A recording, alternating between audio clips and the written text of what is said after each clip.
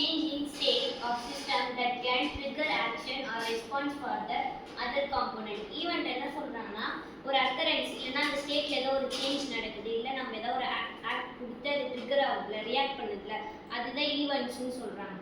Decay interval example வந்து நான் கோட எழுதிருக்கேன் சொல்றேன்.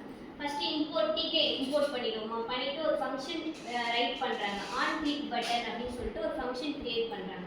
பண்ணிட்டு என்ன பண்றாங்கன்னா நார்மலாக விண்டோஸ் ஓப்பன் பண்ணுறதுக்கு பண்ணுவோம்ல, ரூட் கொடுத்துட்டு டிகேவை வந்து உள்ள இம்போர்ட் பண்ணுவோம்ல, பண்ணிட்டு அப்புறம் என்ன சொல்றாங்க ஒரு டைட்டில் கொடுக்குறாங்க. Root dot title button click ஈவெண்ட்னு சொல்லிட்டு கொடுக்குறோம். அப்புறம் ஒரு பட்டன் கிரியேட் பண்ணுறோம்.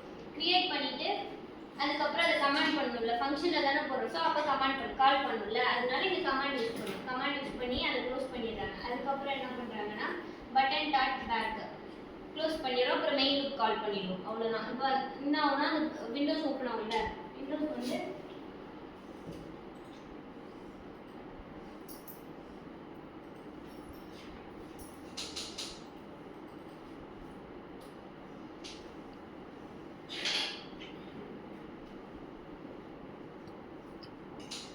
பட்டன் இருக்கும். இப்போ அதை வந்து நம்ம கிளிக் பண்ணனா கீழே பிரிண்ட் ஸ்டேட்மெண்ட்டோட பட்டன் கிளிக் அப்படின்னு சொல்லிட்டு ரியாக்ட் ஆகும். அப்போ என்ன ஆகுதுன்னா இங்கே ஒரு ஆக்ஷன் பண்ணுறோம். அதை பண்ணதும் அது ட்ரிகர் அவுட் ஆகி வந்து என்ன ஆகுது பட்டன் கிளிக்டு அப்படின்னு சொல்லிட்டு அந்த ப்ராசஸ் நடக்குது. ஸோ அதான் ஈவெண்ட்.